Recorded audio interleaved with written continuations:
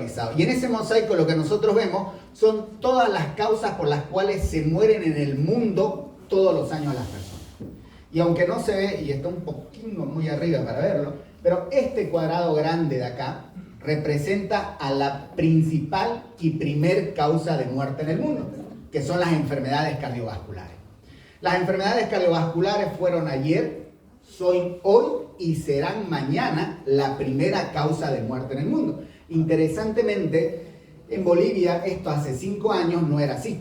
Hace 5 años en Bolivia todavía nos moríamos de enfermedades infectocontagiosas, la mortalidad materna y la mortalidad infantil era predominante y la enfermedad cardiovascular quedaba en segundo lugar. Es más, quedaba tan desplazada que nosotros hablábamos de la mortalidad cardiovascular como primera causa de muerte entre las enfermedades no transmisibles. Pero hoy uno se puede preguntar si es para bien o para mal. También en Bolivia sucede lo que en el mundo sucede. Y nos convertimos en un país más en el cual la enfermedad cardiovascular se convierte en la primera causa de muerte. Pero cuando hablamos de enfermedad cardiovascular, hablamos de un universo, hablamos de una gran cantidad de enfermedades. Y nos queda claro, como pueden ver acá, que este cuadrado grande, que representa el 50% de todas las enfermedades cardiovasculares, es la cardiopatía isquémica. Es decir, en el mundo de cada 100 personas, 30 se mueren por enfermedad cardiovascular. En el mundo de cada 100 personas, 15 se mueren por cardiopatía isquémica, ¿no? Las otras 15 se reparten en el resto de las enfermedades o de las patologías. Y dentro de ellas tenemos a la hipertensión arterial, obviamente. ¿Qué lugar ocupa la hipertensión arterial en esta cascada o en esta línea jerárquica de responsables de mortalidad? Depende cómo lo ven. Si nosotros no desglosamos al accidente cerebrovascular, la hipertensión arterial, y en realidad más propiamente dicho, la cardiopatía hipertensiva, ocupa el tercer lugar como responsable de muerte. Si dividimos al accidente cerebrovascular entre el hemorrágico y el isquémico, la hipertensión arterial o la cardiopatía isquémica ocupa un cuarto lugar. Pero está ahí, en el podio. Está entre las principales 5 causas de muerte. Entonces, tiene sentido o tiene razón que se represente o se conmemore en realidad un día de hipertensión arterial. ¿Por qué? Porque necesitamos educación, pero sobre todo necesitamos prevención. Y de ahí nacieron nuevas iniciativas, nuevos programas. Está el programa HEARTS de la Organización Panamericana de la Salud.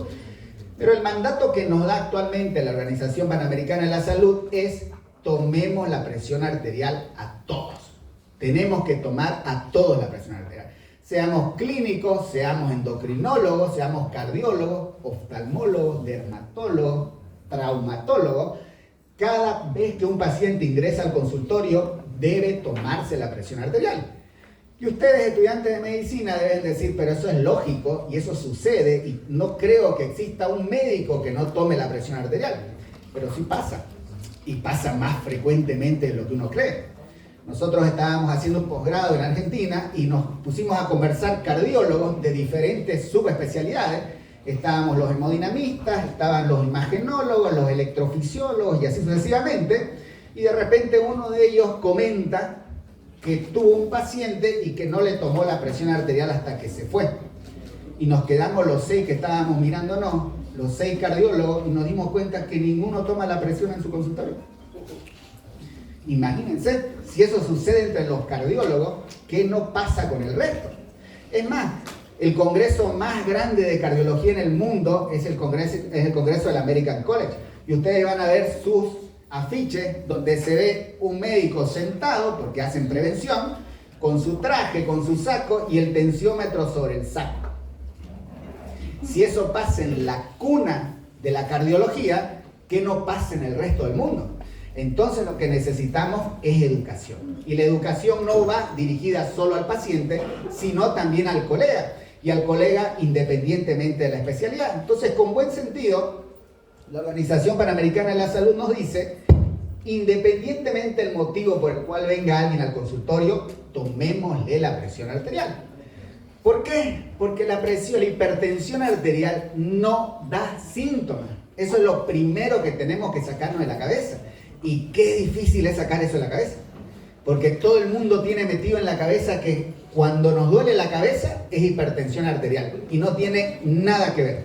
No tiene absolutamente nada que ver. La hipertensión arterial es tan seria y es tan severa que nos puede matar antes de darnos algún síntoma en general. Y yo les digo, sin dar nombres, conozco hemodinamistas que dicen me duele la cabeza y se toman atenolol.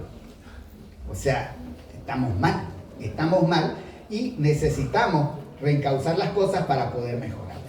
Pero ¿por qué es tan impactante, por qué es tan prevalente y por qué se necesita hablar de hipertensión arterial?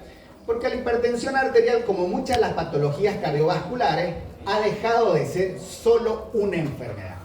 Y se ha convertido en este término que en realidad cuando aprendemos semiología es lo más general, que es el síndrome, ¿no? Entonces uno trata de ir a lo más específico, que es una patología en particular. Pero la vida, por decirlo así, nos muestra que las cosas no son así. Y la insuficiencia cardíaca ya nos habló de que no existe la patología de insuficiencia cardíaca, sino que existe un síndrome clínico que se llama insuficiencia cardíaca, y lo mismo pasa con la hipertensión arterial. La hipertensión arterial no es una patología, es un síndrome clínico. Y es tan interesante que 8 de cada 10 personas que tienen hipertensión arterial no sabemos a qué se debe la hipertensión. La etiología es desconocida. Por eso es que la primera forma de clasificar a la hipertensión es entre esencial y secundaria. Esencial es simplemente una forma bonita de decir no sé por qué alguien es hipertenso. Nada más. Le decimos esencial, le decimos primaria, idiopática, pero lo único que dice es no sé. Y no es que yo no sé como Luis Urna, sino que la medicina no ha podido aún definir a qué se debe que una persona sea hipertensa. Los otros dos sí conocemos la causa y se denomina hipertensión arterial secundaria. Por otro lado, la hipertensión, una vez que nos diagnostica con hipertensión arterial, no se detiene más. Una vez hipertenso, para siempre hipertenso. ¿Es verdad que podemos dejar de tomar medicamentos en algún momento? Sí. ¿Pero el que no tomemos medicamentos implica que no seamos hipertensos? No. El momento que seamos hipertensos para toda la vida. El tema de la medicación se puede controlar, se puede reducir, se puede eliminar, pero la enfermedad no se detiene. Y en la definición nos dice eso, que la enfermedad no se detiene en ningún momento.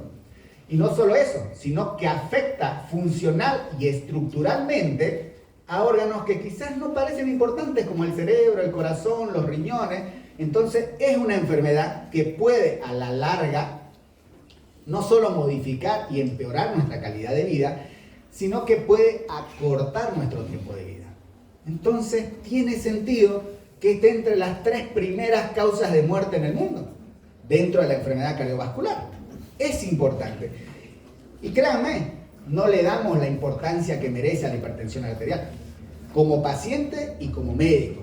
Pensamos que es solo un valor, que es solo un número la presión arterial. Y si ustedes se dan cuenta, en la definición nos dice que la hipertensión arterial no debe estratificarse, no debe medirse, no debe entenderse tan solo en función del valor de la presión arterial. Y hasta ahí comenzamos mal, porque ¿cómo clasificamos la hipertensión arterial? Solo en base del valor de la presión arterial. O sea, nosotros mismos vamos en contra de lo que nuestra definición tan bonita nos dice de lo que es la hipertensión arterial. ¿Cuántas personas hay hipertensas en el mundo? 3 de cada 10.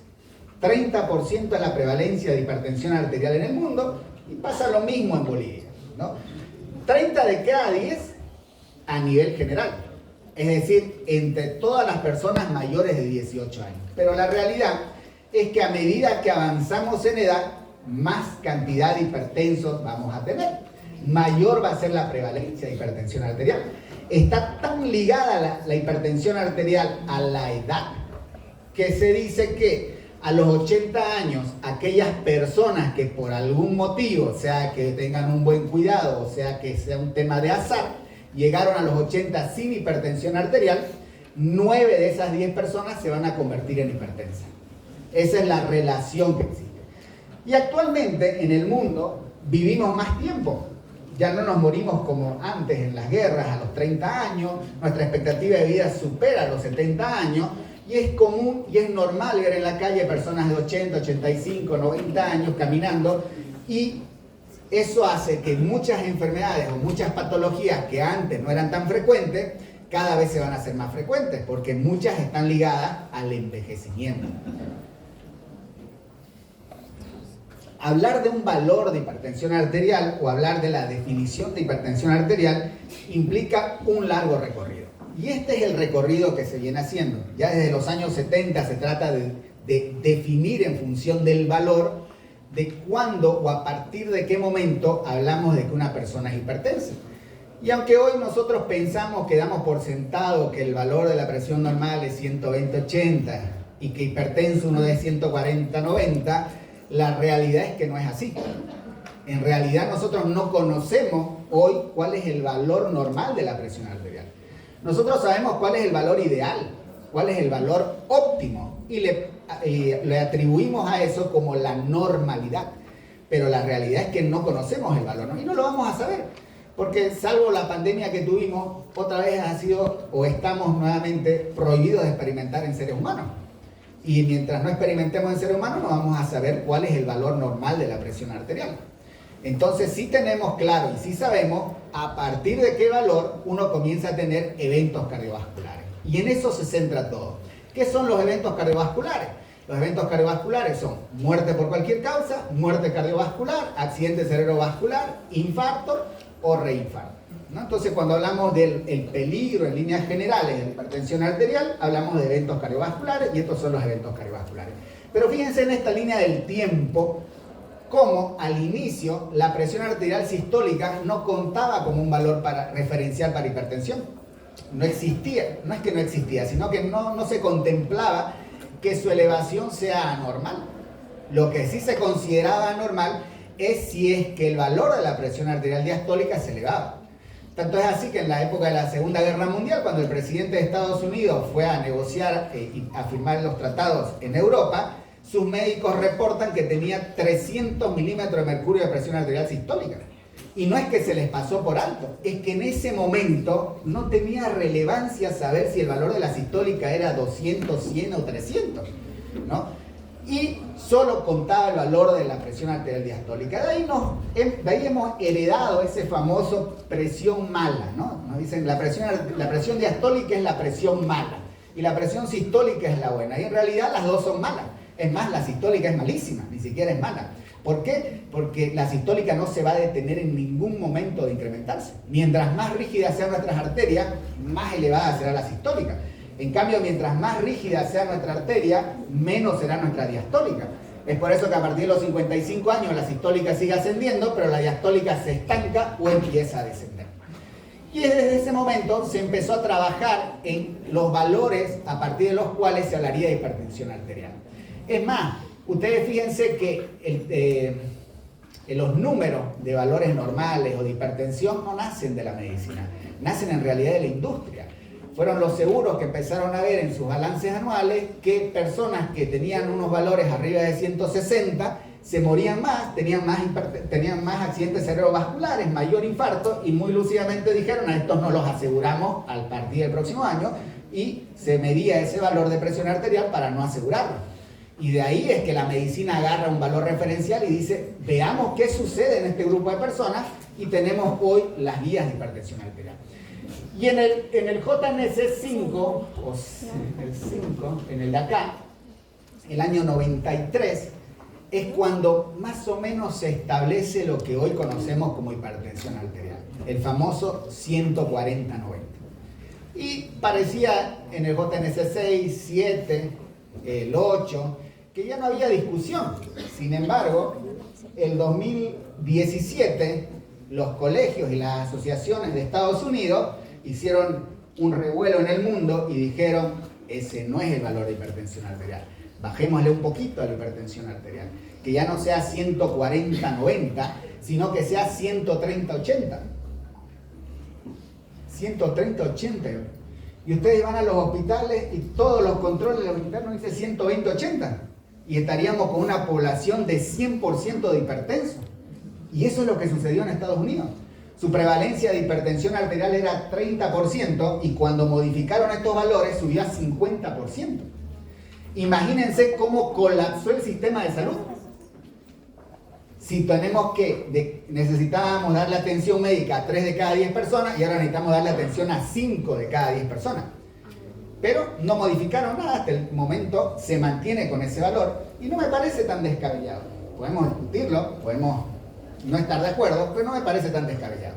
Al año siguiente, la Sociedad Europea de Cardiología volvió y dijo, no, volvamos a 140-90, hay consenso en 140-90.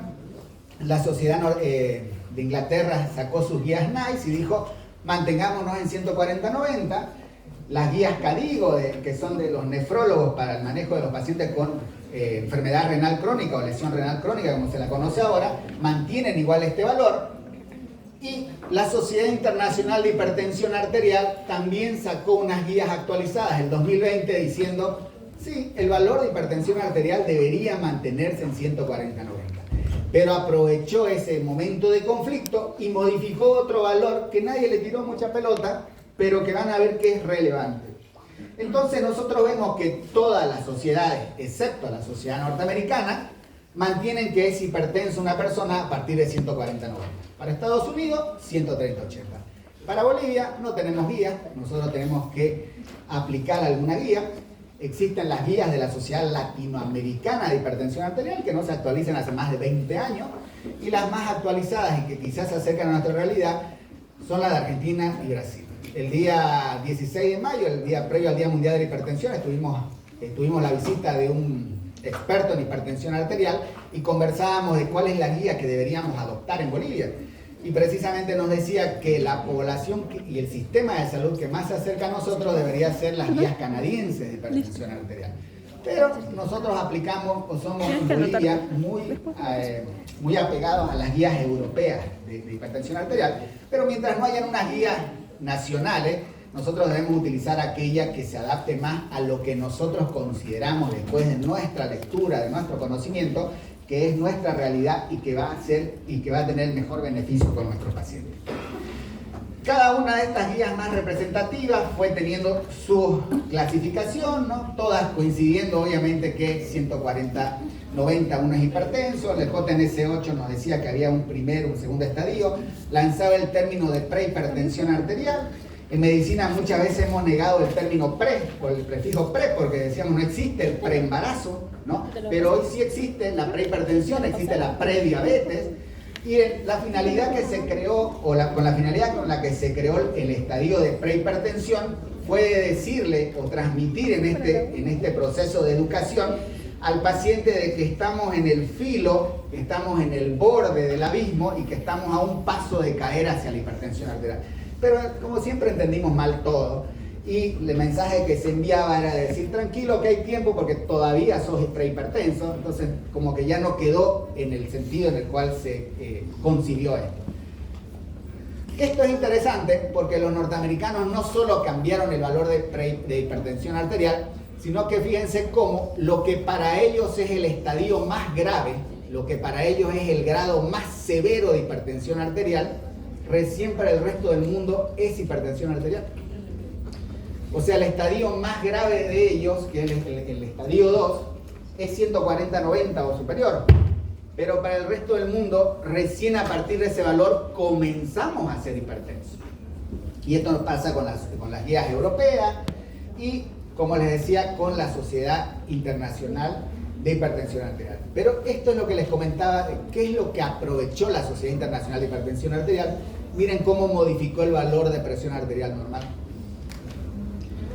Para nosotros era 120-80 y de repente subieron ese valor. Dijeron que no, hasta 129 es un valor normal de sistólica y hasta 84 es un valor normal de diastólica. Entonces nadie le prestó mucha atención porque estábamos en la discusión de lo que hicieron los norteamericanos y la clasificación, que cómo se movió y cómo se incrementaron los hipertensos, y quedó ahí. Es más, hasta ahora nadie le da mucha importancia a esa modificación, pero, y esto es una perspectiva personal, yo creo que la finalidad tanto de la Sociedad Internacional de Hipertensión como del American College y el American Heart de Estados Unidos es acortar esa brecha que existía entre lo normal y lo patológico. Porque presión arterial normal menos de 120-80 presión arterial alta o hipertensión arterial mayor a 140/90, pero ¿qué pasa entre 120 y 140? ¿Qué pasa entre 80 y 90? Es un área gris, un área que nos disputamos entre todos. Entonces pienso que la finalidad de ambas sociedades fue acortar esa brecha, porque el sentido común nos debería decir que debería haber una línea. A partir de aquí estoy en Bolivia, a partir de aquí estoy en Argentina. No deberíamos ver un espacio de disputa, digamos. Y me parece que esa era la final. Estados Unidos lo que hizo fue acortar hacia arriba y lo que hizo la sociedad internacional fue acortar hacia abajo. Modificó lo normal y el otro lo patológico. Lo más interesante es esta estratificación de riesgo tan bonita que nos da la Sociedad Europea de Cardiología. Porque la Sociedad Europea de Cardiología nos muestra esta gráfica y nos dice, ojo, partiendo del concepto de hipertensión arterial, en donde no deberíamos evaluar a las personas tan solo en función del valor de la presión arterial, deberíamos pues tomar otras cosas en consideración, como los factores de riesgo, las comorbilidades, y nos da esta clasificación, o esta estratificación. Y nos dice que si nosotros tuviéramos un paciente que no tiene ningún factor de riesgo, es decir, es mujer joven, ¿sí? Porque ser hombre ya es un factor de riesgo. Entonces, es mujer joven, no tiene antecedentes familiares, no tiene ninguna enfermedad de base, es deportista, alto rendimiento, no tiene nada que nos oriente a que en algún momento puede tener enfermedad cardiovascular. En ese caso utópico, en ese caso ideal, el riesgo de la persona estaría solo en función del valor de la presión arterial. Entonces, cuando estemos en el grado más alto de hipertensión arterial, recién estaríamos en un alto riesgo de enfermedad, de eventos cardiovasculares. Pero nos dice que la realidad no funciona así, que en realidad para ser hipertenso tenemos que tener factores de riesgo. Es poco probable que desarrollemos hipertensión arterial sin factores de riesgo. ¿Y qué pasaría si añadimos los factores de riesgo? Bueno, que nos cambia la estratificación de riesgo. Fíjense cómo en la primera columna, sin estar en rango de hipertensión arterial, pero si tenemos factores de riesgo como la diabetes u otras comorbilidades, ya partimos de muy alto riesgo. O sea, partimos de un riesgo que tan solo la presión arterial no nos lo podría dar, porque el riesgo en base al valor de la presión arterial llegaría solo a alto riesgo. En cambio, si somos diabéticos, si tenemos enfermedad renal crónica y tenemos valores de presión arterial normal alta o aún no en rango de hipertensión, ya partiríamos de muy alto riesgo. Y obviamente, también en los tipos diferentes de hipertensión arterial, el riesgo es diferente. Si nosotros tenemos personas sin hipertensión, es decir, con valores normales de la presión arterial, obviamente en estas personas la mortalidad va a ser 1, es decir, la referencia, porque es con quien voy a comparar. En los que dicen la hipertensión sostenida, que es la hipertensión propiamente dicha, ¿sí? Incrementa el riesgo de mortalidad. Pero miren los otros dos. Uno es la hipertensión enmascarada y la otra es la hipertensión de bata blanca o de guardapolvo blanco. ¿Y cuál tiene mayor mortalidad? La hipertensión enmascarada. Y también tiene un sentido lógico. ¿Por qué? Porque la hipertensión de guardapolvo blanco es, por definición, es aquella hipertensión en la cual la presión se incrementa en presencia de algún personal de salud. Es decir, si viene un paciente nuestro y nos dice, doctor, yo en mi casa fuera de la clínica, fuera del consultorio, mi valor es normal, solo cuando estoy delante de usted se eleva, ¿qué es lo primero que vamos a creer? Que está tomando mala presión. ¿Por qué? Porque aquí el que sabe soy yo, pues, ¿no? Eso es lo que pensamos, ¿o no? No le vamos a creer al paciente que nos dice que en la casa tiene un valor normal de presión y que delante nuestro se hipertensa. Pero en ese paciente o en esa persona es muy probable que hagamos algo, sea que lo mandemos a hacer dieta, hacer actividad física, consumir algún antihipertensivo, vamos a hacer algo. El problema está en la enmascarada. El paciente que nos dice, yo en casa tengo valor de hipertensión, pero delante nuestro la presión es normal. Ese es el complicado. ¿Por qué? Porque volvemos a lo mismo. Mi presión es la que cuenta, no la de él o la de ella. Es probable que ellos tomaron mal su presión arterial o que su tensiómetro no sirve. Entonces, situamos en el medio a la hipertensión arterial Y cuando la situamos en el medio de la hipertensión arterial, vamos a ver cómo juega un doble papel. Primero, porque tenemos diferentes factores de riesgo que van a convertir a la persona en paciente. Es decir, aquella persona que no tiene ninguna patología, la van a convertir en una persona que es hipertensa. Entonces van a existir factores que van a predisponer a que una persona se convierta en hipertensa. En este punto, la hipertensión es el efecto.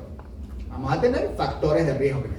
Pero automáticamente la hipertensión arterial en ese momento se convierte en un factor de riesgo. ¿En un factor de riesgo para qué? Para enfermedades cardiovasculares. Porque al final de cuentas es lo que importa. No nos importa tanto el valor de presión, nos importa lo que la presión va a causar en nosotros. ¿Sí? Pero también tenemos factores que van a modificar el pronóstico de los que ya son hipertensos. Y si faltaba algo más, tenemos factores que van a desencadenar episodios que antes se denominaban crisis hipertensiva, que ya no se denominan así, como lo vamos a ver, y que esto también va a modificar el pronóstico y lo que va a llevar a que estos hipertensos tengan mayor cantidad de eventos cardiovasculares.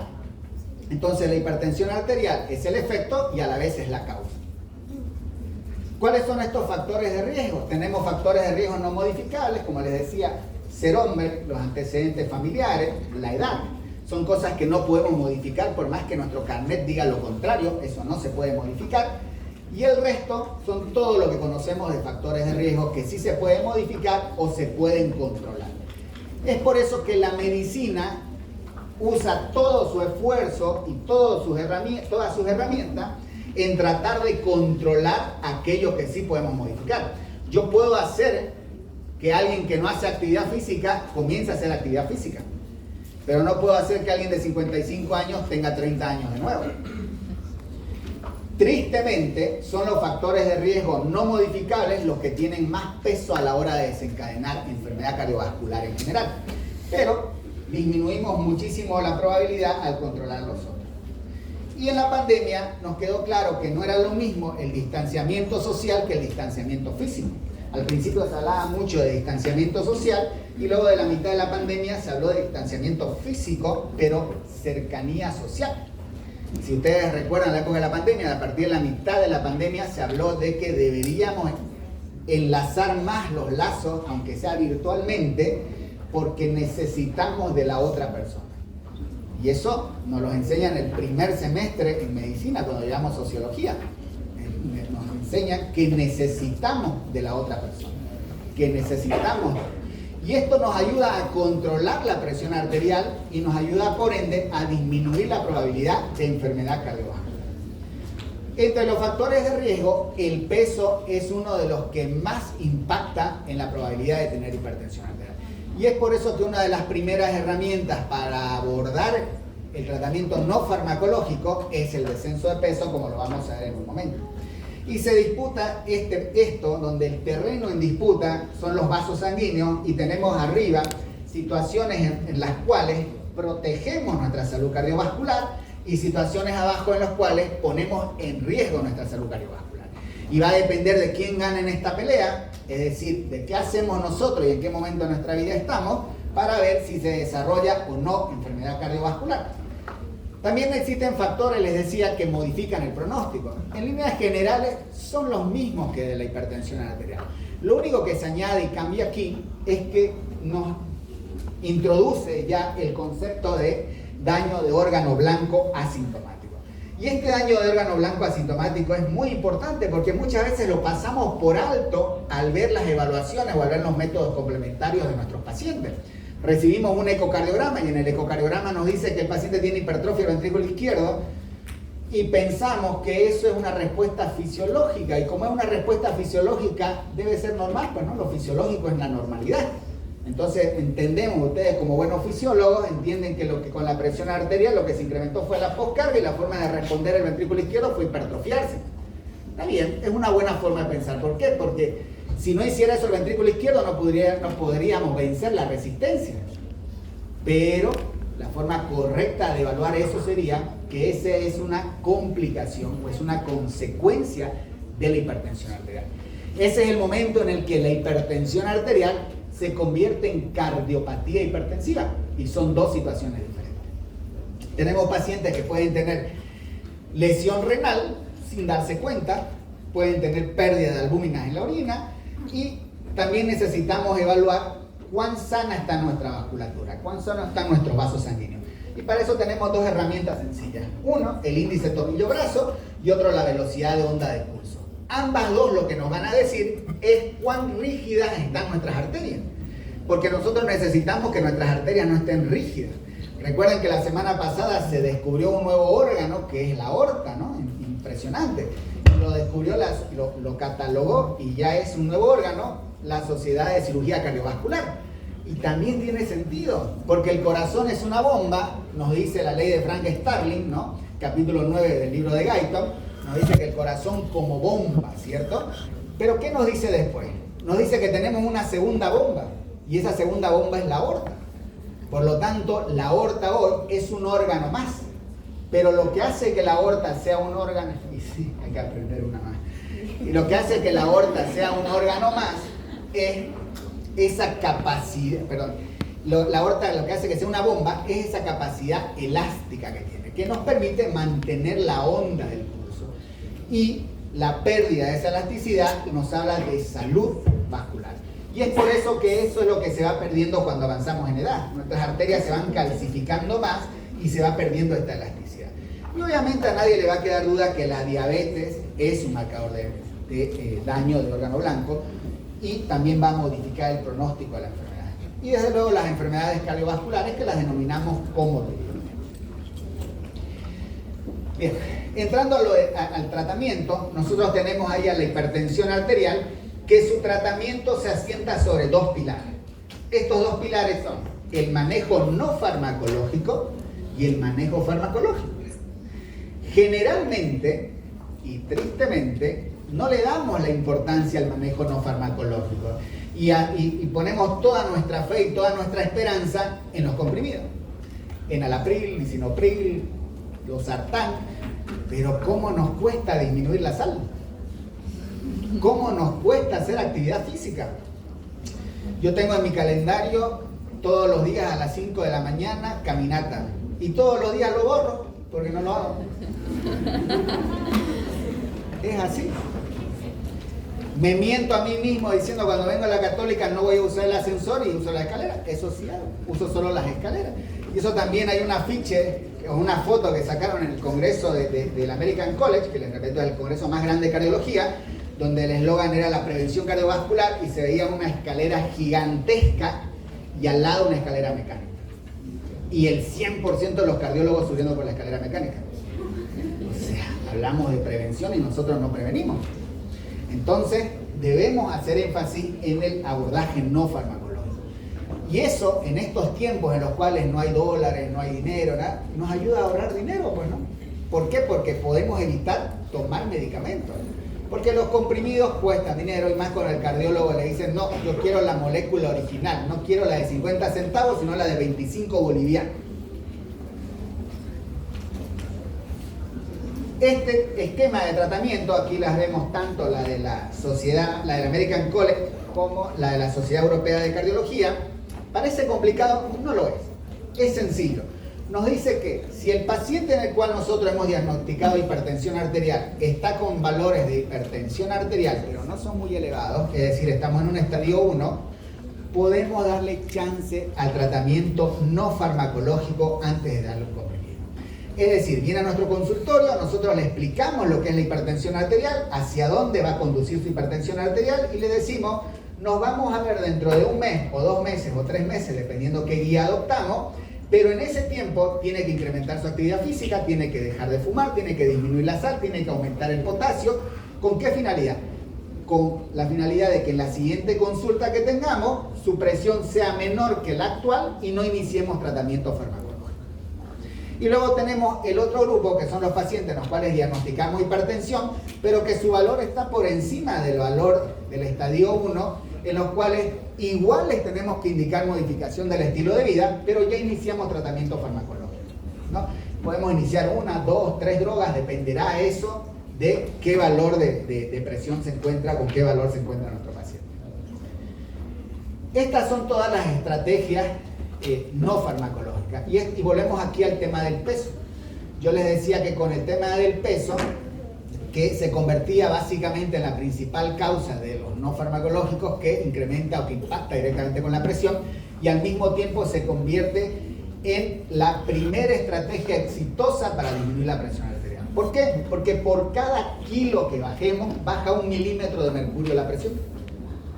Entonces, realmente podemos dejar de tomar comprimidos solo disminuyendo el peso. A eso tenemos que sumar la dieta saludable. La dieta DASH es una dieta específica para hipertensión arterial, pero esto está más en Estados Unidos, no lo tenemos en nuestro medio disponible, aunque ahora con los nutricionistas y los nutriólogos podemos armar cualquier dieta, pero con que nosotros disminuyamos la sal sódica, estamos bien. Tenemos que disminuir el consumo de sal sódica, que es la sal de mesa. Y por favor, no importa si viene del Himalaya, si viene, no sé, de Uyuni o viene de Marte, la sal sódica, todas son iguales. No es que una tiene menos sodio, todas son iguales. Todas aportan sodio y el problema no es el cloruro, el problema es el sodio. ¿Y qué hace el sodio? Retiene agua. Y volumen es presión. Entonces, si retenemos agua, se incrementa el volumen.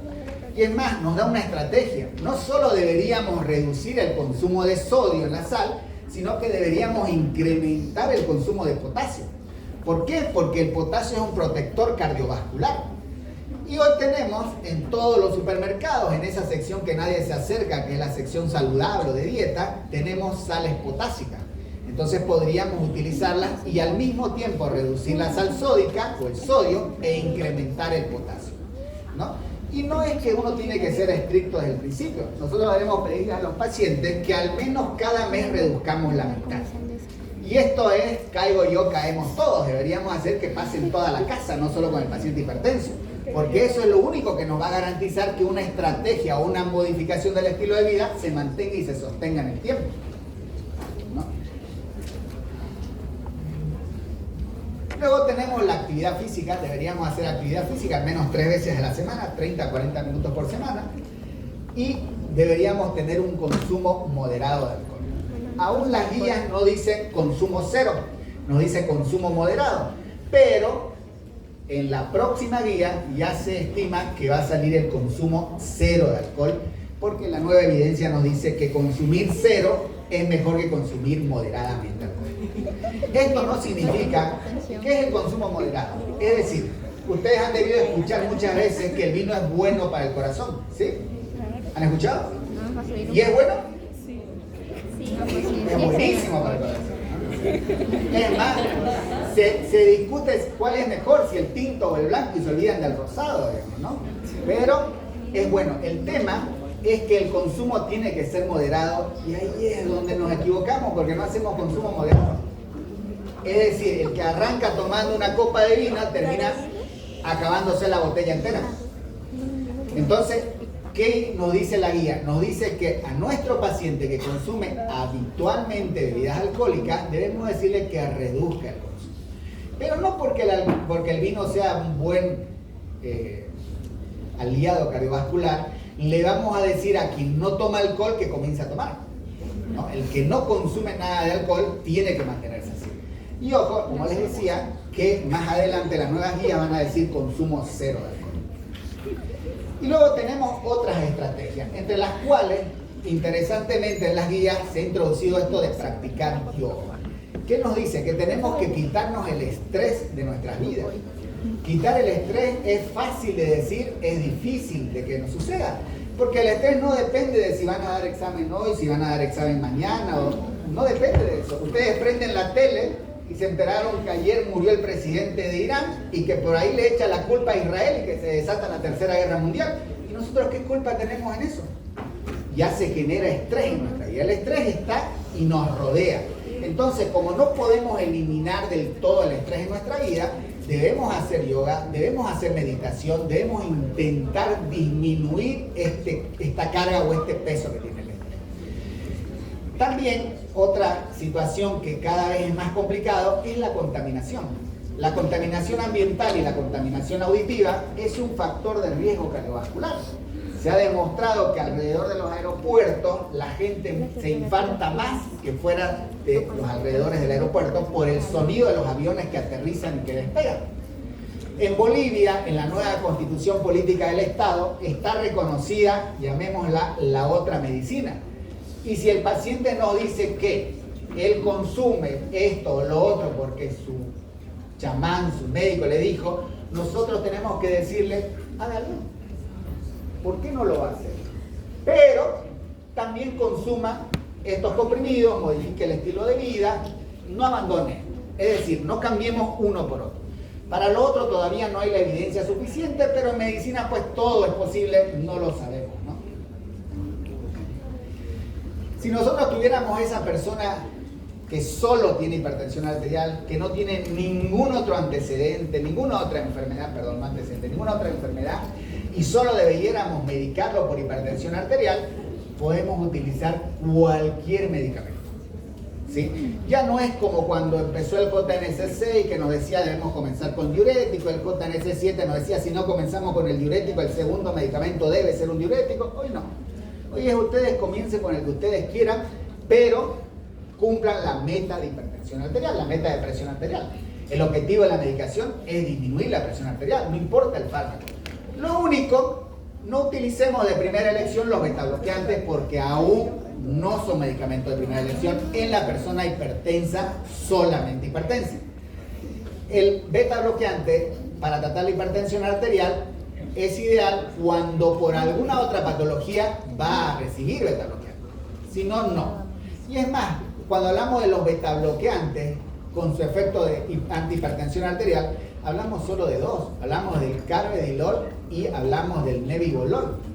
¿Por qué? Porque tienen este efecto vasodilatador, no los otros betabloqueantes, no el bisoprolol que se utiliza bastante, ¿no? Que son muy excelentes antiarrítmicos, antiisquémicos, antianginosos, pero son pobres antihipertensivos. Y de ahí en más, nosotros vamos a ir adecuando la estrategia de tratamiento de la hipertensión arterial en función de qué otras patologías tengan nuestros pacientes. Por ejemplo, en el enfermo coronario sí priorizaremos los betabloqueantes, priorizaremos calcio antagonista. En el paciente que tenga enfermedad renal, YECA y ARA2 de entrada, y esta es una gran discusión porque cuando el paciente tiene enfermedad renal, los colegas y algunos nefrólogos también se niegan a darle YECA o se niegan a darle ARA2.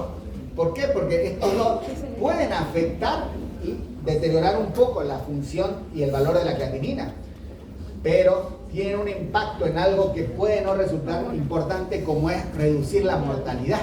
Entonces, por ese lugar o por ese impacto, tienen bien ganado su lugar. Obviamente hay muchas preguntas que responder en el manejo de los pacientes nefrópatas, y sobre todo no es lo mismo el nefrópata que no dializa versus el que dializa. De entrada, la insuficiencia renal crónica o la lesión renal crónica es de difícil manejo desde el punto de vista de la hipertensión arterial y se hace más complicado con el paciente cuando dializa, porque el medicamento que le estamos dando llega a su diálisis y se lava. Entonces son pacientes más complejos, pero la evidencia nos dice que tenemos que tener tratamientos, no se llama agresivos, pero tenemos que intentar bajar la presión arterial sistólica lo más cercano a 120. Es complicado, pero tenemos que tratar de hacerlo. Eso nos lo demostró el SPRINT y el SPRINT en insuficiencia renal.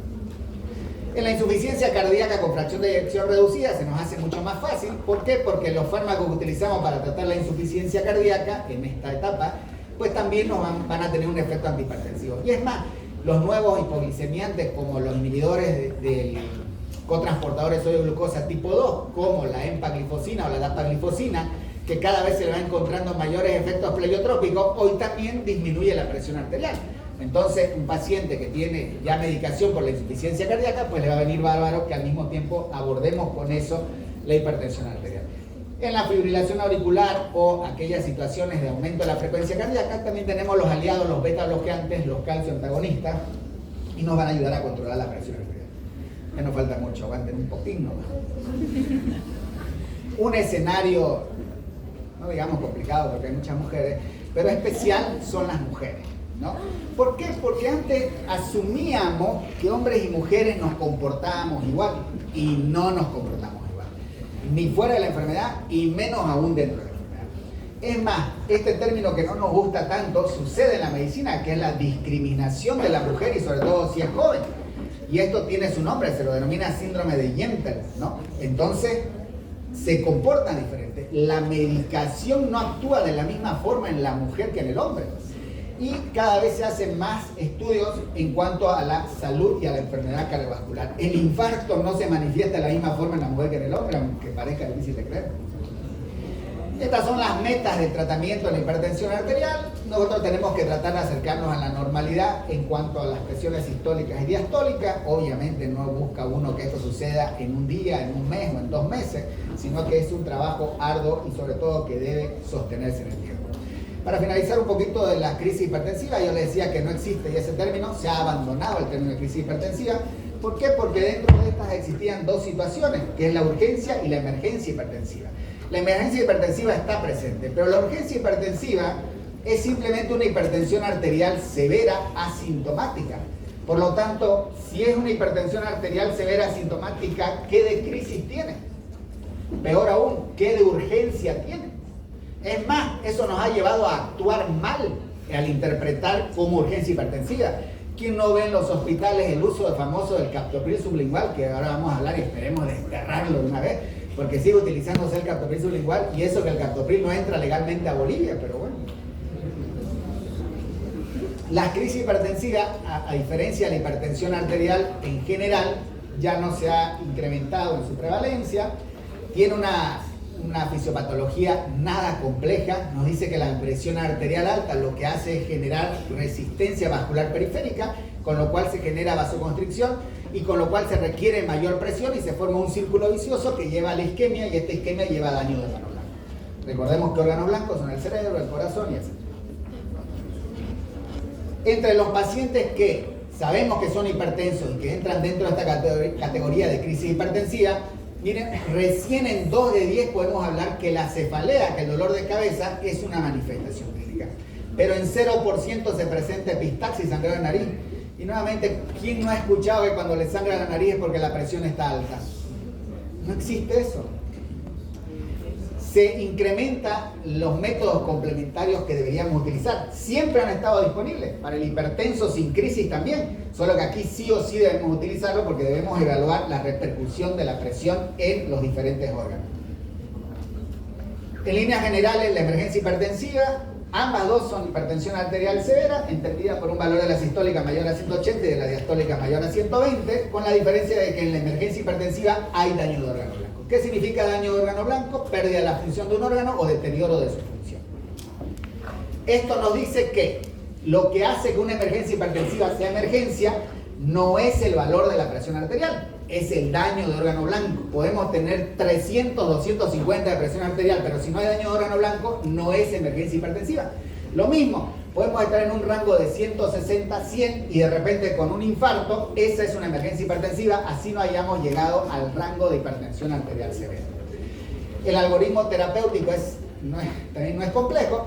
Tenemos hipertensión arterial severa, si no hay daño de órgano blanco, se va a un costado, no hay nada que hacer. Si hay daño de órgano blanco, debemos internarlo o requerimos de terapia intensiva. Y en 3 situaciones en particular debemos actuar más rápido todavía: en las crisis de feocromocitoma, en la preeclampsia o eclampsia severa y en la disección aórtica. Y más aún en la disección aórtica dentro de estas 3, en las cuales en las 2 debemos bajar a menos de 140 la sistólica dentro de la primera hora, y en la disección aórtica menos de 120 en la primera hora. Para el resto de emergencia hipertensiva tenemos mucho más tiempo, debemos controlar un 25% en las primeras 6 horas y luego ir adecuándonos en las primeras 48 horas.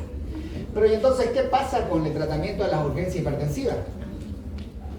Ahí vamos a discutir el captopril sublingual versus la vía oral. Ya desde el año 87 se dice que no tiene beneficio dar captopril por vía sublingual.